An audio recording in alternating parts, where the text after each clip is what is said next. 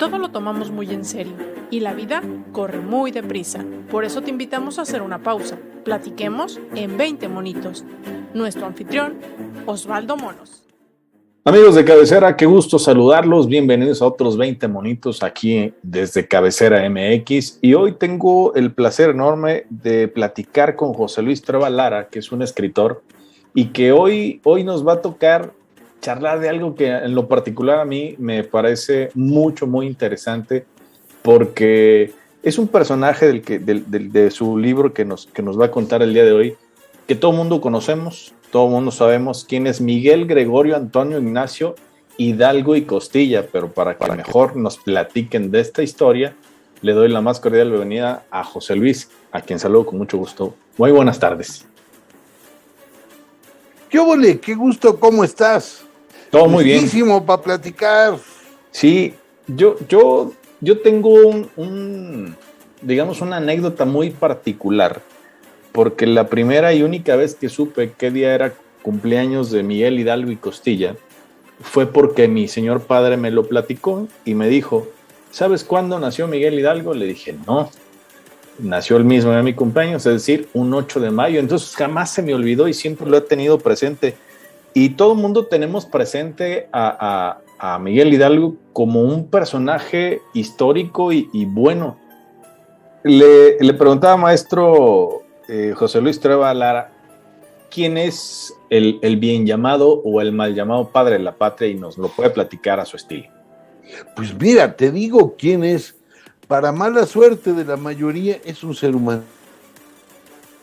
Diga de una manera tan simple, tan poco premiosa, pero siempre lo miramos como un ser de mármol, como un ser de bronce, y se nos olvida lo más importante, que era una persona con claros, con oscuros, con pasiones, con momentos de gran lucidez y momentos, por supuesto, de una capacidad de violencia exacerbada.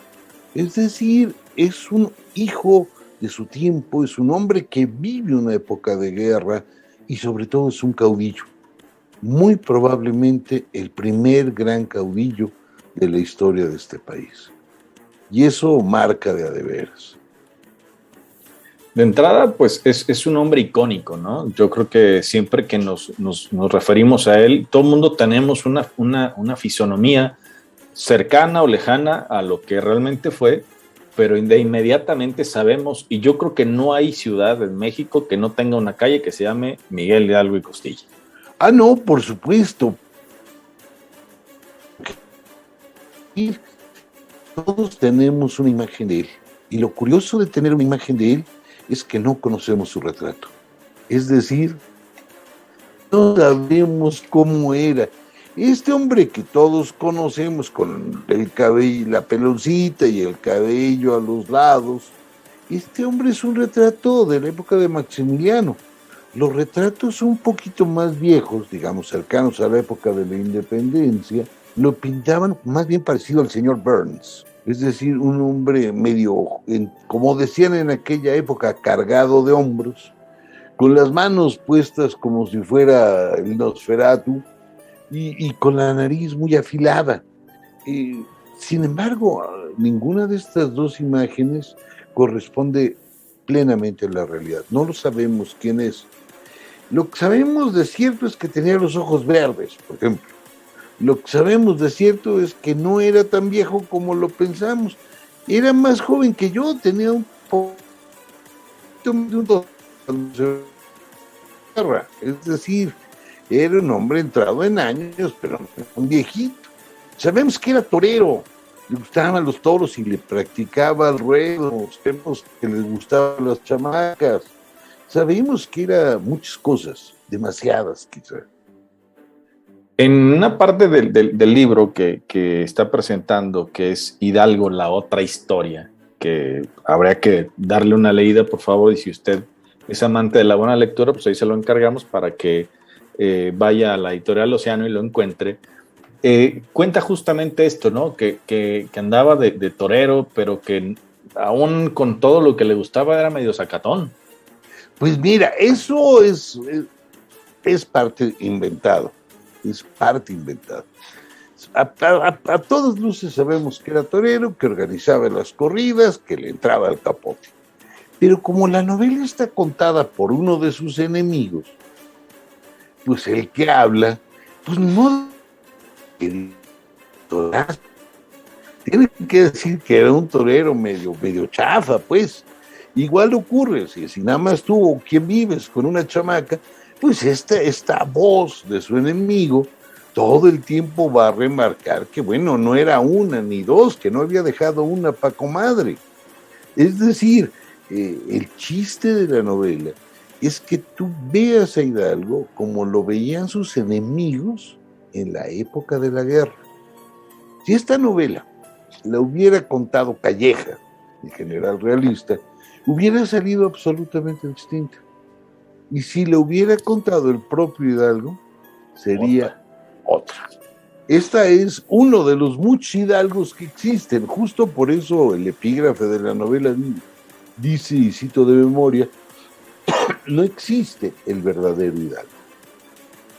Y como no existe porque todos son una perspectiva distinta de una persona, pues esta es una más.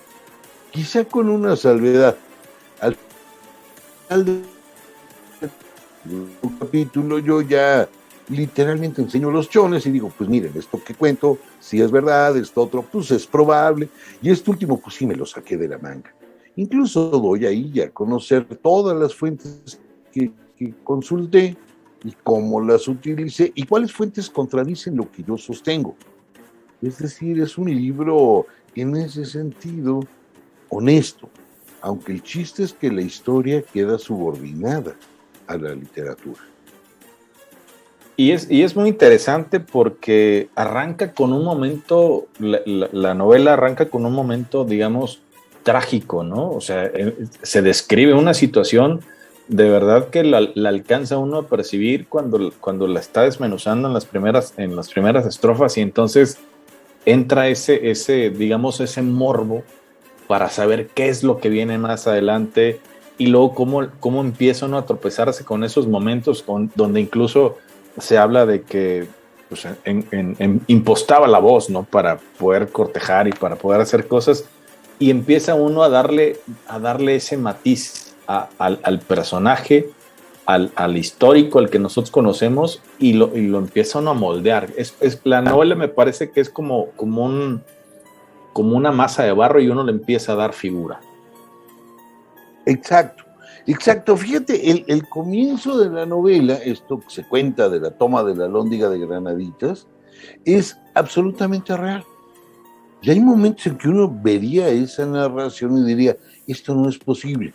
Como por ejemplo cuando cuentan cómo entran los insurgentes y le pajan los pantalones, los calzones. Sí. En aquella época todavía pantalones habían muy pocos y eran calzones en su mayoría, a los españoles, y les rajan el trasero para buscarles la cola de los diablos. Bueno, esto está en los memoriales que mandó el Ayuntamiento de Guanajuato. Sí. Es decir, hay momentos que parece que son absoluta ficción, solamente son los reales. Okay. Eso es algo extraño en la novela, y eso es algo extraño que me pasó, que lo que parece más atolondrado y delirante es real, y lo que parece más sereno, más plausible, es lo inventado, a diferencia de lo que ocurre en otros lugares. Ahí es donde aplica, ¿no? Que la realidad supera por mucho a la ficción. Pero con mucho. Es más, yo creo que estamos ante un fenómeno, bien lo había dicho García Márquez, o sea, el mundo mágico no lo tenemos que inventar. El mundo extraño no se inventa, ya está, nada más es cosa de asomarse. El otro es el que hay que inventar. Es una extrañísima paradoja eso, pero sí creo que sea cierto. Quienes hemos tenido la oportunidad, al menos yo viví durante un tiempo en Guanajuato y tuve la oportunidad de hecho vivía contra esquina de la Alhóndiga, por la misma calle, por la calle de Pocitos se llama hoy, la calle que sale atrás en el número 103, ahí yo vivía. Entonces O sea, yo todos los días salía y me encontraba la alhóndiga, era lo primero que veía todos los días durante un buen tiempo. A la hora de empezar a buscar y esos trabajos que hay en el libro, me es más fácil a mí ubicarme en el tiempo y en el espacio porque ahí estuve muchas veces. Ajá. Entonces, este ejercicio de llevar al lector hacia esos lugares, me imagino que parte de la investigación es haber estado sentado ahí y haber empezado a bocetar algunas cosas. No, fíjate que no, yo soy un pésimo viajero. Lo Sí. más lejos que llego es al viaducto, man. Y bueno, Guanajuato lo conozco bien, por supuesto, pero y la Alhóndiga por dentro la conozco bien, o sea, vamos, eso es un asunto. Pero a la hora de trabajar con la novela, yo tenía aquí en la computadora abierto un plano bocetos de la Alhóndiga de aquella época. Tenía abierto, bueno, litografías sobre los soldados de aquel momento. Es decir, tenía más cosas de aquella época que de hoy. Incluso con los olores, con los sabores, con cómo curan a la gente, lo de las sotamuertos, por ejemplo, que le toca a Allende, que es un curandero que llega con un chicote a pegarle al enfermo para que se le salga la muerte. Bueno, eso era una cura normal en Guanajuato en aquella época. Bueno, no normal, frecuente, eso es mejor. Frecuente en aquella época. Es decir, yo tenía muy claro el Guanajuato de 1810, e igual con Guadalajara, e igual con Valladolid. Justo por eso es una de las razones que se tarda uno tanto en estas novelas. Como tienes que ir entendiendo todo, te tienes que ir calando el cañón y están disparando. En ese momento que están disparando y calando el cañón, yo lo que había leído para crear esta escena es la entrada cañones de la enciclopedia de Diderot y de Lamberto. No había leído otra cosa. O sea, esos 2 parrafitos del cale del cañón están construidos a partir de la enciclopedia de aquella de 1700. Es decir, el chiste era tratar de crear un mundo lo más cercano a aquel, no al Guanajuato de hoy, ni a, vamos, en fin, ni a cualquier lugar por el que pasa. No, el chiste era tratar de recrear la época al máximo posible. Eso no siempre se logra, pero el esfuerzo se hizo. Pero es un esfuerzo bien realizado porque, desde luego, al menos en mi caso, me parece que al ir escarbándole un poquito a la historia, sí me llego a posicionar en esos lugares, ¿no? Sí alcanzo a caminar antes de llegar a la puerta de la Alhóndiga e imaginarme cómo estaba en ese momento. Uh-huh. ¿Qué es lo que le motiva para hacer una historia tan especial, ¿no? Porque es una historia que se ha contado muchas veces, pero que ahora tenemos una contraparte. Ajá. Mira, yo todas mis novelas, todas mis novelas históricas tienen un detalle en común. Son las historias que todos creemos que no sabemos, contadas desde un punto de vista que nunca miramos. Por ejemplo, hay una novela mía sobre la Guerra de Reforma que está contada por Miramón. Okay. Nosotros conocemos muy bien la versión juarista, pero la de Miramón no. Sí. En el caso de una novela de la Malinche, la Malinche es la mujer, y es una mujer que siempre había sido silente. Lo mismo en el caso de Moctezuma, sí es, por ejemplo, una novela mucho más convencional, pero estoy contando lo que ocurre durante los primeros momentos del enfrentamiento con Cortés y los indígenas desde el punto de vista de la corte de Moctezuma. El chiste es asumir perspectivas nuevas y es como prestarles tu cuerpo. Claro. Es decir, hay que escribir con todo el cuerpo. Pues no es que uno le dé de patadas al teclado, pues, pero es como el actor que se sube al escenario y se convierte en el personaje, ¿no? Claro, es algo claro. parecido. Sí, o sea, es posicionarse en el tiempo, en el espacio, en el momento para poder contar algo Y como bien lo dices, hay una historia que es sumamente conocida, pero que desde la perspectiva de otro personaje que también puede ser conocido en este caso, pues nos da ese matiz que a todo mundo nos puede interesar. ¿Hace cuánto salió la novela? Pues mira, hace un par de meses más o menos, 3 a lo sumo, 2, 3 meses tiene que salió, y fueron pues 11 años para terminarla nada más. Pero no creas que son 11 años de a de veras, o sea, son 11 años de a mentiras. Claro. O sea, no es que uno no coma, no duerma, no te bañes, y todo el día estés pensando en algo, no. Fueron 11 años de que se atravesaron otras novelas, se atravesaron otros libros, pero que nunca los solté. Y yo estaba necio hasta que por fin se me ocurrió la idea de Allende, es decir, la novela ya estaba escrita, investigada, ya estaba todo, todos los borradores ya los tenía, pero no sabía quién le iba a contar. Hasta que lo encuentras la voz, ya es cuando, ya de a de veras aquello agarra carnita. Y eso fue lo que me llevó tantos años, ¿no? Y en esos años, la idea sigue siendo la misma. misma. Fue bueno porque a la hora de escribir fue una novela rápida. ¿Perdón? En esos años, la idea primigenia fue la misma, o sea, no cambió, siempre estuvo lo mismo. No, muchísimo. Fíjate, empezó siendo una novela que iba a ser sobre Hidalgo. Aunque esto de sobre Hidalgo pues es tan vago como decir, es una novela de un flaco y un gordo, uno en un caballo y otro en un burro. Así de vago era la idea. Claro, guardadas las distancias, por supuesto, a favor del burro y el caballo. Claro. Sí, quiero que quede claro.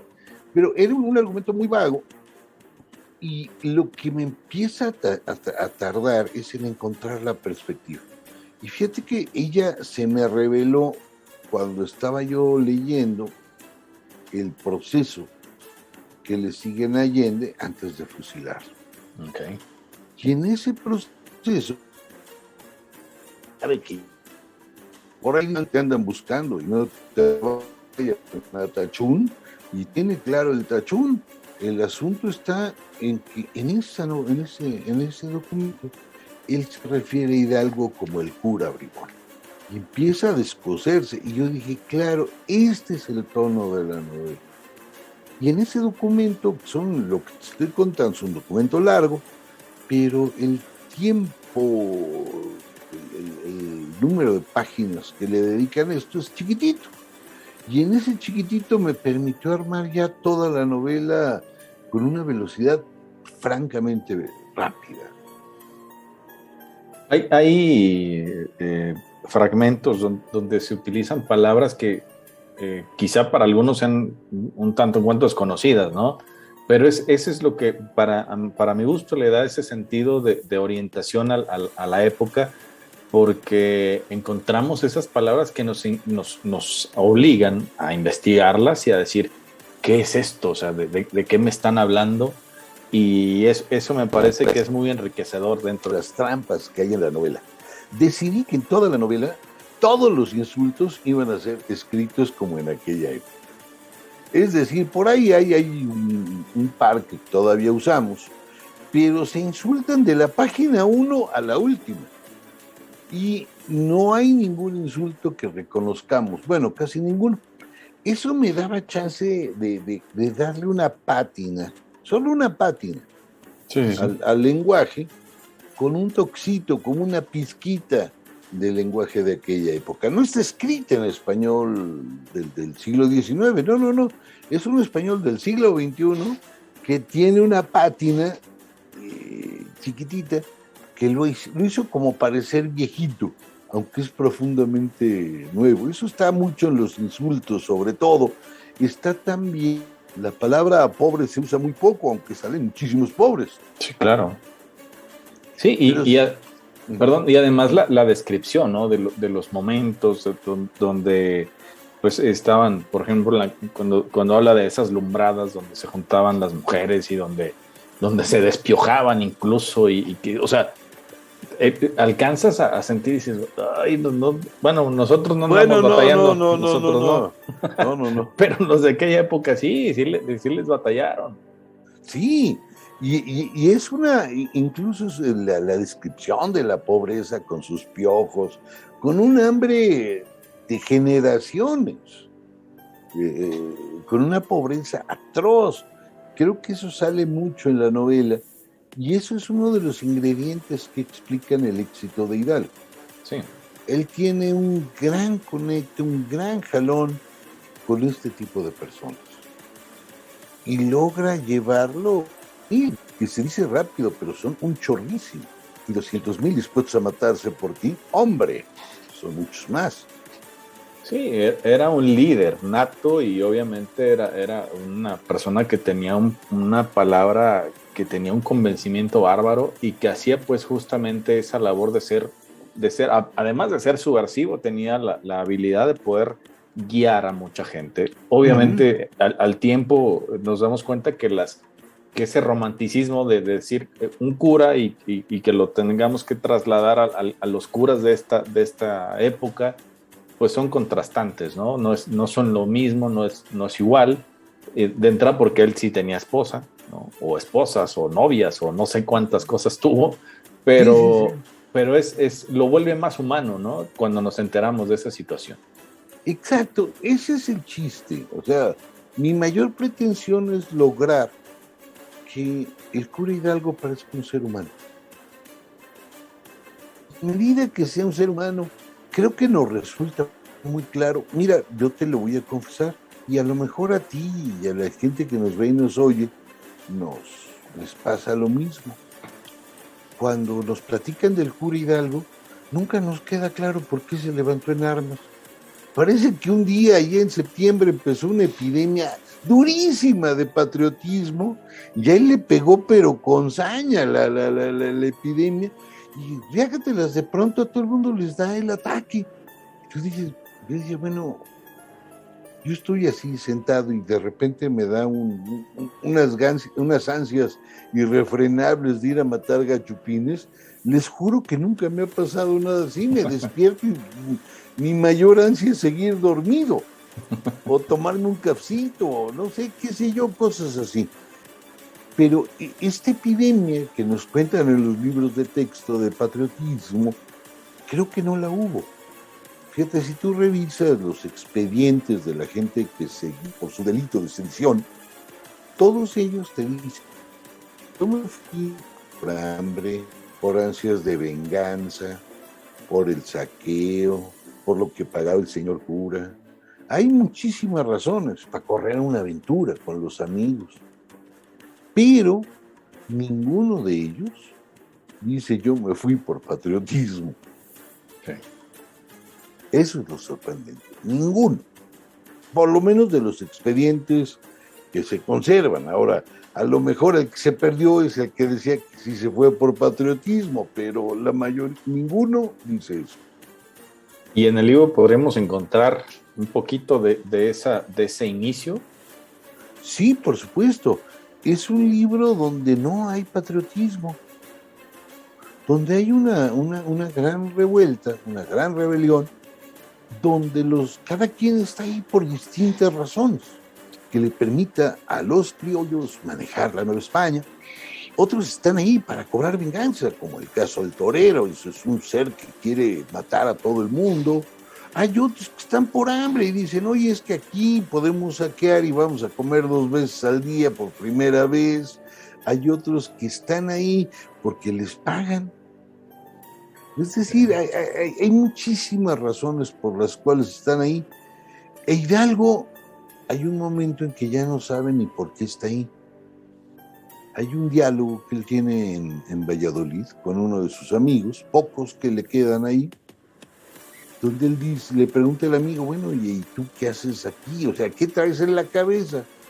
E Hidalgo le contesta, mira, no sé qué estamos haciendo, pero ya estamos metidos hasta adentro y hay que seguir. Este diálogo es absolutamente real, palabra a palabra. Hidalgo diciendo, hijo, man, mira, organicé este deslate, organicé este mitote, pues ya ni modo, mano, ya, en esto ya no se puede uno echar para atrás, porque ya demasiados muertos, ya hay batallas, ya me viene correteando el ejército, y si me agarran, pues se va a poner peor, pues mejor sigamos adelante. Pues sí. Un hombre que ni siquiera tiene una idea de nación, que no tiene una idea, no tiene muy claro qué hace ahí también él. Un arrebato es eso. La rebelión de Hidalgo es un arrebato a veces. Híjole, pues con ganas de poder seguir más y más y más, porque la charla es muy buena y pocas veces se tiene la oportunidad de platicar tan a gusto y tan a fondo de un tema que por todos es conocido y a la vez tan desconocido, ¿no? Una cosa es ser patriotas y otra ser patrioteros, y otra cosa es que nos guste la historia, y la otra es lo que nos enseñaron ahí en la escuela y hasta ahí se queda. Yo, la verdad que para mí es un placer enorme y lo digo con todas las letras. Gracias por este espacio, maestro. No sé si... No, hombre, al revés, gracias a ti, gracias a la gente que nos escucha. Es un gusto encontrarnos, aunque sea así. Sí. Perdón que diga aunque sea así, pero el mundo en 2 dimensiones ya se ha vuelto la realidad. Claro. El que tiene 3 o 4 o 5, ya, nada más lo ve uno en su casa. Pues sí, José Luis Treva Lara es quien nos acompañó el día de hoy, y yo le agradezco mucho el que nos haya compartido esto y que nos invite a que leamos ese maravillosa novela que, pues, 11 años para hacerla, tiene que valer bastante la pena, ¿no? Ojalá, léanla por favor bien.